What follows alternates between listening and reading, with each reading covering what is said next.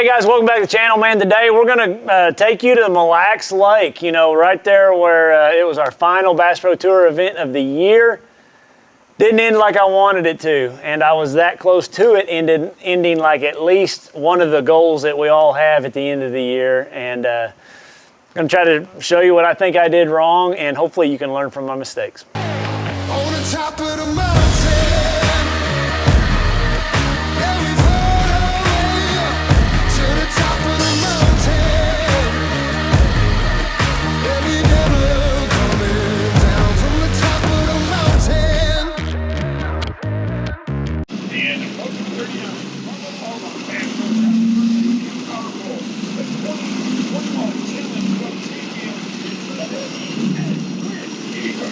It was pretty rough, let me tell you, taking off that first morning. And that first morning, I just got to say, man, I truly struggled. When you go and you look at Score Tracker, I didn't catch my first fish till 11:15, and it just wasn't working. You know, I thought that I was going to catch a lot of my fish on a crankbait and a tube, and man, I'm like, we started fishing at 8 o'clock, and there's like 2 people that hadn't caught a bass by 11:15, so I'm in 40th place basically out of 40 people.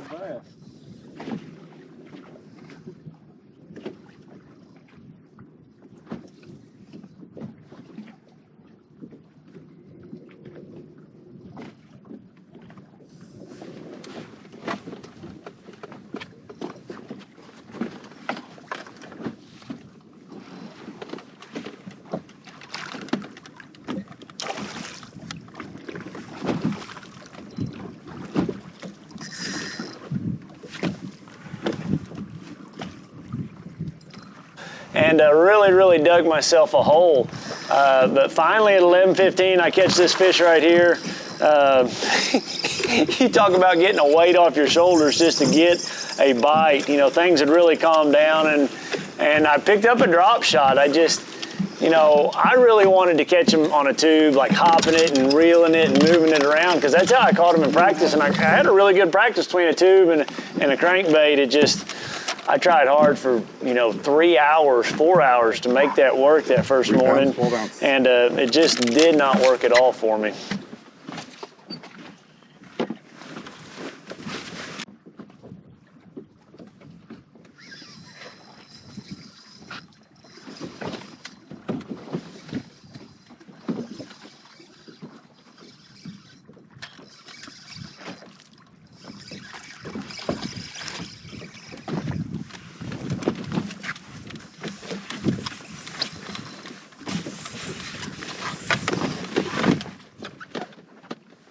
You know, I know Score Tracker says I caught those fish on a tube that first day when I looked at it, but I think everything I caught was either on that drop shot or that crankbait. But it was a trying day just to not get any more bites than I was getting. I don't know what else to say about it. It was a day of just, it took me a while to get going. But once I got going, you know, I got going pretty good, and I moved up that leaderboard.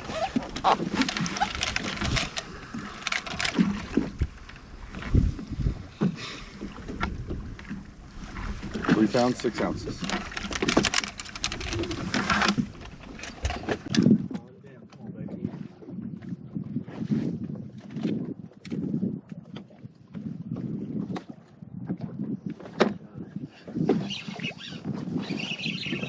I had to catch this fish first. You know, we'd been keeping walleye all week. You're only allowed to keep one, and it had to be a certain size, but I did catch a walleye, and me, Ott, and Andy, we did really enjoy that walleye. I don't mind putting those things in the live well and filleting them at the end of the night. You don't get too many opportunities to take advantage of eating some walleye. One thing I noticed about those walleye, you'll notice I said something about the fish followed it down. They were generally 4, 5, 6 feet up off the bottom, and they looked a lot longer on you know, on my active target. They looked long and skinny. Kind of took me a few days to get that figured out, but they're good eating. He's gonna be dinner tonight.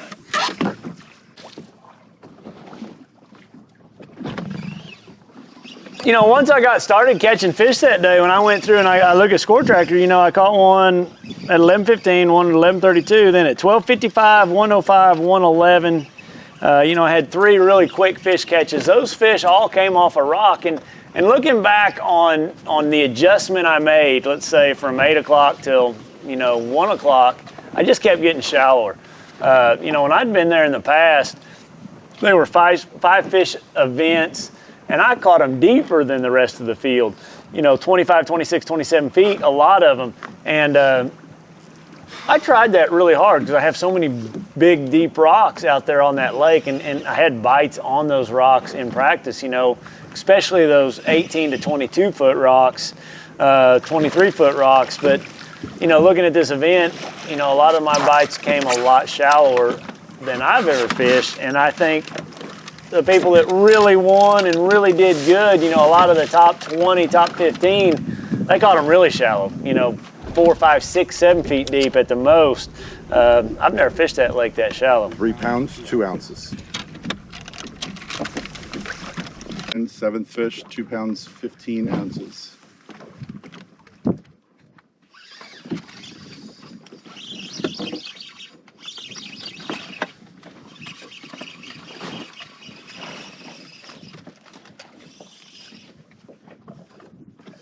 One thing about those fish, they never give up. And I really felt like those 3 pound fish, they just fought a lot harder than any of those 4 and 5 pound fish.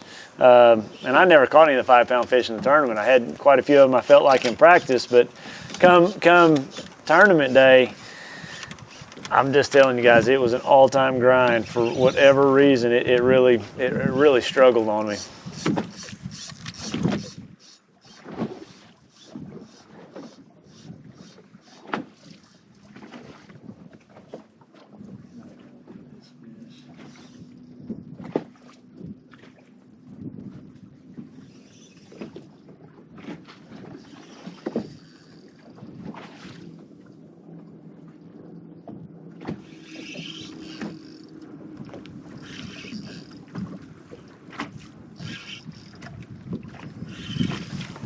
You know, one thing I really thought was important that I think I was obviously wrong was I tried to stay far back off those rocks. Like, I wanted to keep them between 60 and 80 on my active target. I've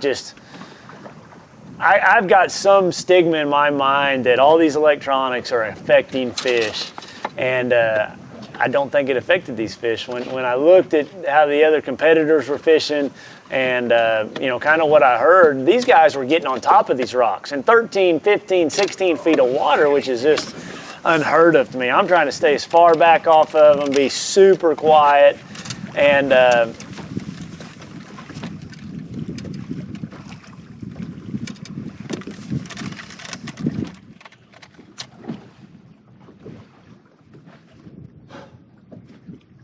4 pounds, 5 ounces.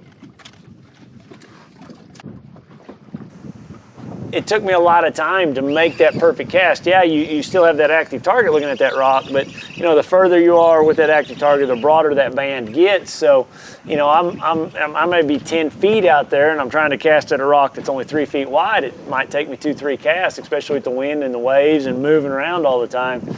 I don't think I had to be quite that spooky, you know, looking back on these things. I probably could have got a lot closer, and that's just not what I'm normal to. I feel like most of the lakes we go to, I want to be a little more stealthy, quiet, and try to stay off those fish where they don't pick up the depth finder, you know, sounds and pings and noises that it makes. A lot of the rocks that I'd fish, you know, I'd try to get my boat pointing straight into the wind. Tried to be really quiet. You know, it's always easier to cast straight into the wind, where if I'm having to cast, you know, if I have the rock over here at 90 degrees to me, then you've got wind, you know, and it's just, if you can cast straight into the wind or straight with it, you're going to be much more accurate. So a lot of times you'll see the boat positioning, I've got that rock just due in front of me. And I also feel like that, you know, you try to think about the shadows a little bit of those rocks, you know, so I always try to keep that in mind also.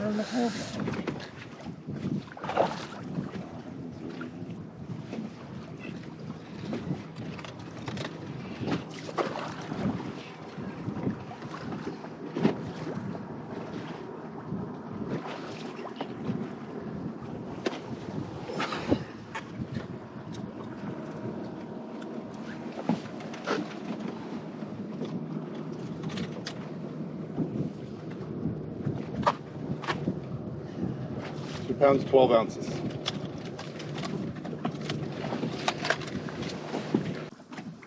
You know, something that you're not seeing that happened to me this day, and a mistake I made that you need to learn from. You know, I was trying to stay so far off those rocks and land right on top of them. I didn't want to cast past them. I wanted to land on top of them. Well, there's 3 different times this day that I made my cast too far. Fish eats it, and the bait goes over the rock. I'm back here, so I've got my line over the rock. He eats it on this side, and I broke off 3, like just, and then they break because there's so many zebra mussels on those rocks. And I'm using 8-pound test, not 6.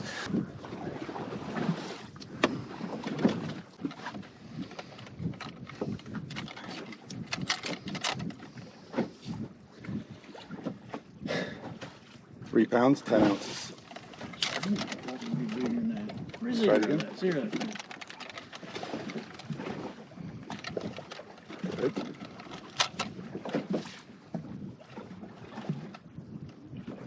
Three pounds, 10 ounces. I was proud of myself, though. I fished enough throughout the day to move up to 24th. I was 1 3-pound fish out of the top 20, which makes it to the knockout round. I was well within range going into the final day. You know, so I really fought through it. I didn't ever, you know, just you get down to the last place, it's easy to pack it up and start pouting and let your lip drag the ground. And you know, I never quit. I fought right to the very end of the day, and still tried to make the most of every bite that I had. You know, I just, for whatever reason, I didn't have enough of them. I did catch this fish right here on the crankbait. Man, I barely had it hooked. I was just trying to cover a little bit more water. I was trying to go shallower and shallower, and you know, I felt with that sun out, maybe I can catch some fish on a crankbait. I caught a lot of fish on this crankbait in practice. They were really eating it up. I don't know if I just wasn't giving it enough time. I think a big mistake I made in this tournament is I was fishing way too fast. You know, that's so hard to slow down when you need to get bites and you're way down the leaderboard. You want to reel your baits faster. You want to make more casts. You want to, you know, shake that drop shot faster. You know, I didn't give the fish a lot of time. You know, the few bigger fish I caught, I just let it sit there. And I think that's, you know, I'm not thinking, that's a big mistake I made throughout this whole event. Money badger.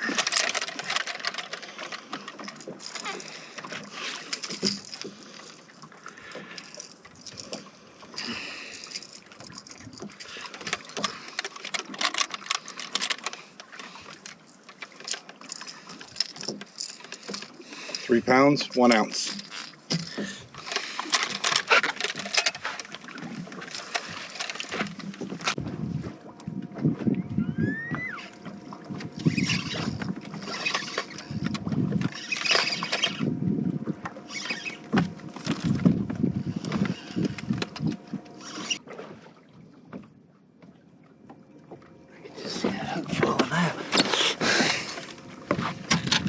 Sure make you work for it, don't they? It's a good fish.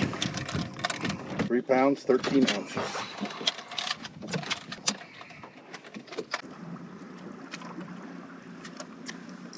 You can see in this fish catch, you know, one of the final ones of the day, man, it's really slicked off. Got super calm. I feel like that's usually a good thing in smallmouth fishing, but you know, the bite had obviously slowed down a bunch because I moved so far up through the leaderboard, being able to catch some fish.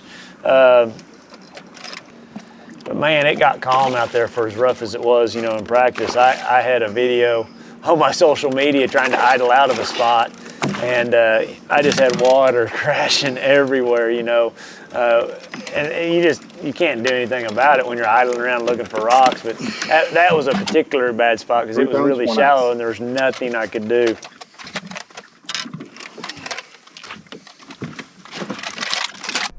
Ten, 9, 8, 7, 6, 5, 4, 3, 2, 1. Lines out. It's the end of period 3. So here we are, day 2. And again, you'll notice here, it's 10 o'clock when I get this first fish, which just frustrates me to no end. I started in a completely different section of the lake, all the way on the south end. There wasn't hardly any boats at all anywhere. And I felt good about it, you know.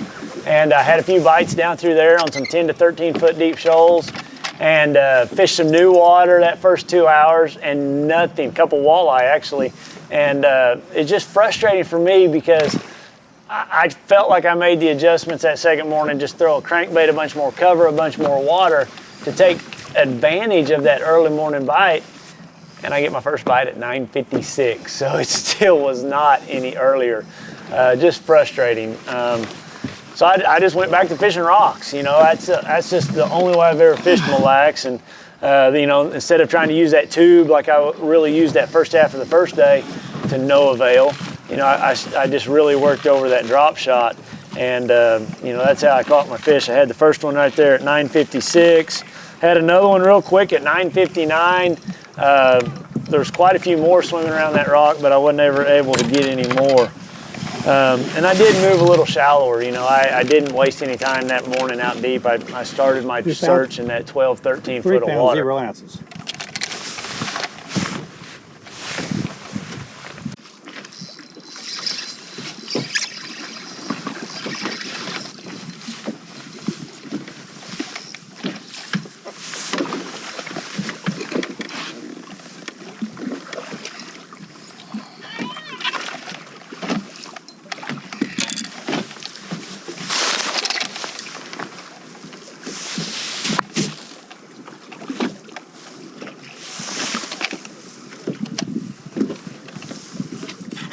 £3, 14 ounces.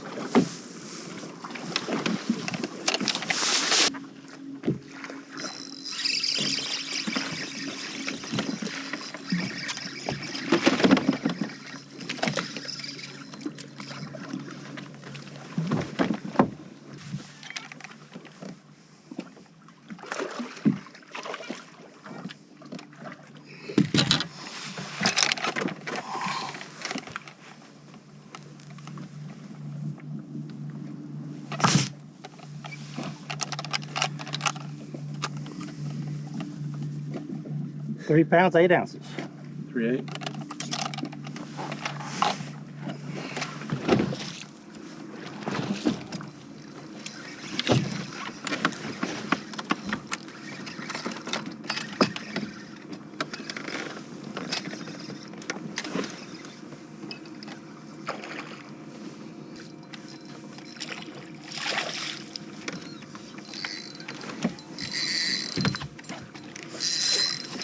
So all morning I'm right there around that cut line, or within a fish of that cut line. You know, for the most part, or middle of the day, I'm around that cut line. They end up getting the camera in my boat, and then I stop catching them. And right when I start catching them again, they want to take that camera out.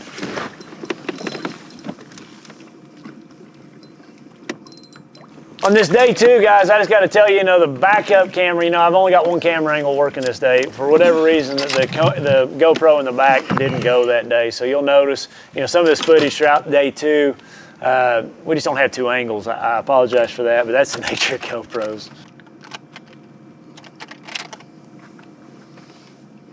£3, 3 ounces.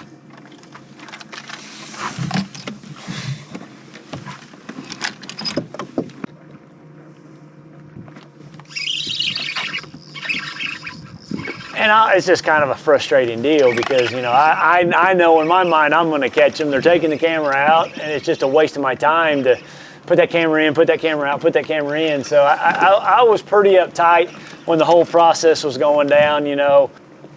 And then to add gasoline to the fire, this happens right here.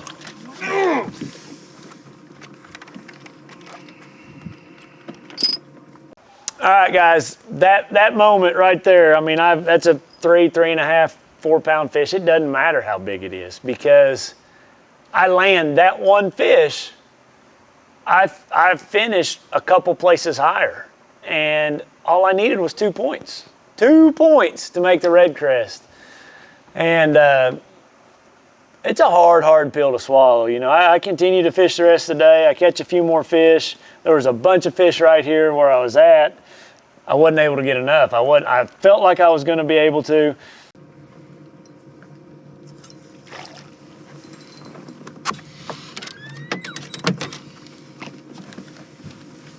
About 4 or 5 more right here, guys. There's enough for me to make. God, I've touched that fish 3 times now. One cleaner. Go for 2.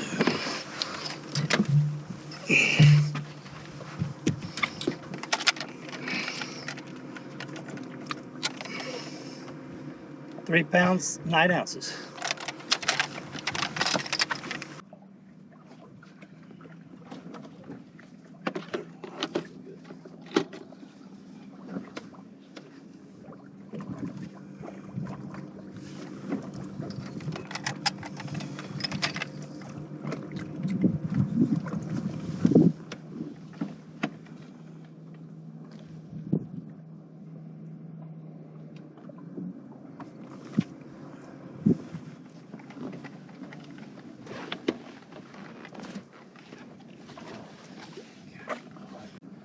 All the hooks come out but one. Come on, baby, stay on there. Please stay on there.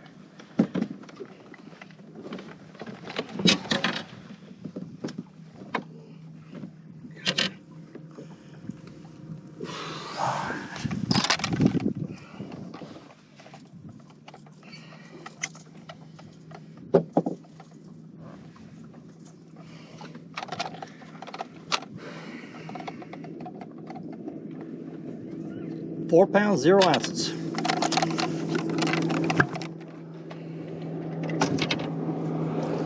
It just stunk. I don't know what else to say about it. It's the first time I've not made an end of the year championship since '09. And, you know, that week was a special week. That classic week, I was able to do a catch a dream trip for a kid that was the only week in a 3-4 month span that he was strong enough to go. You know, I just felt like God had a reason for me not to make the classic that year. I'll never forget. I was late because my time was wrong on my GPS. I missed my whole fish catch because my live wheels accidentally got turned off. I had so many odd things happen that year that cost me going to the classic, and looking back, you know, there was a reason for each and every one of them, because I was supposed to take, you know, this young gentleman named Derek Keniston fishing that exact week of the classic. I don't know what God's got in store for me this week. Maybe he just wants to humble me a little bit, but I didn't make REDCREST, so it's super hard knowing I had that fish right there 3 feet from the boat to land. You know, at the time I didn't know it was going to be that close, but it ended up being that close. I'm the first man out. It's going to make me burn that much harder next year just to not be in this position again. You know, I kind of got sidetracked, I feel like, this year with YouTube will do it to you, building ponds will do it to you. You know, being a dad, I love every aspect of it, and you know, but at times I need to leave a day earlier and make sure I'm a little bit more prepared to where I'm not in this position. So I don't know what to say about it. I'd love to do it all over again. I would. I just needed one more fish, but kind of stinks too, because REDCREST's at Lake Norman. I've won 2 tournaments at Lake Norman. I love Lake Norman. Wasn't meant to be, though. That's how I'm going to leave it. It just wasn't meant to be.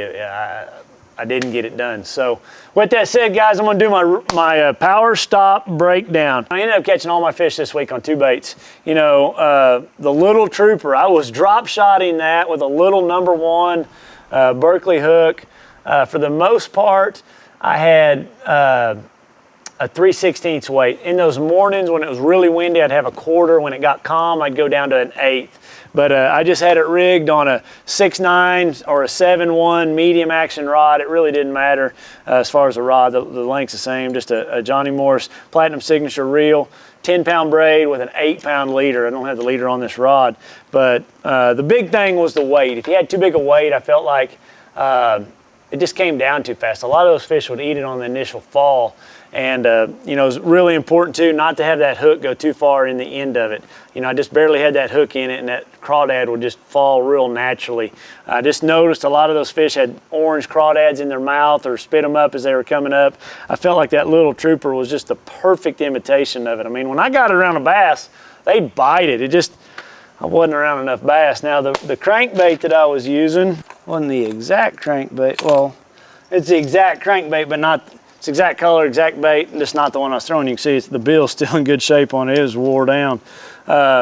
It's just called a hot crawl. It's really a cool color, just green pumpkin, real orange belly on it.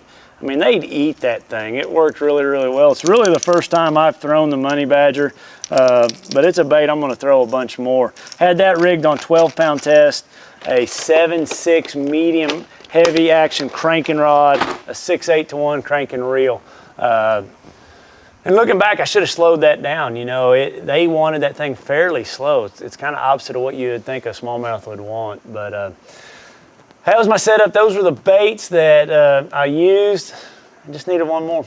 I just needed one more, guys. I appreciate you watching.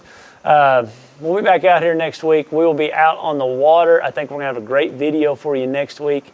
I filmed it while I was up in Minnesota, and it turned out really good. So you guys stay tuned. It's gonna be a great video.